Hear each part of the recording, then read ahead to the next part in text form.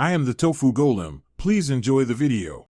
You start by verifying whether BeamNG.drive is actually listed for Xbox. Look in the Microsoft Store on console or via your account online. Availability determines the path. Once done, confirm your Xbox model and OS updates, plus free storage and a linked Microsoft account with a valid payment method. Make sure your internet speed is adequate for download and online features.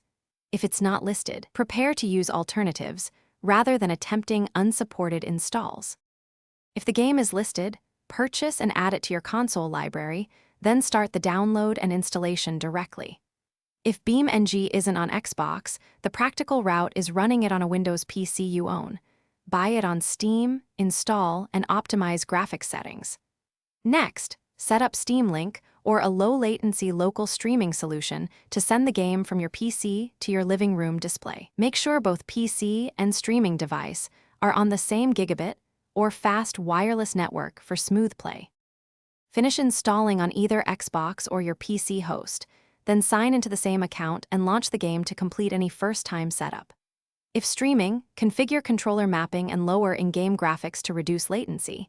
Enable VSync and set a stable frame target. If you hit problems, the key troubleshooting step is to check the network first.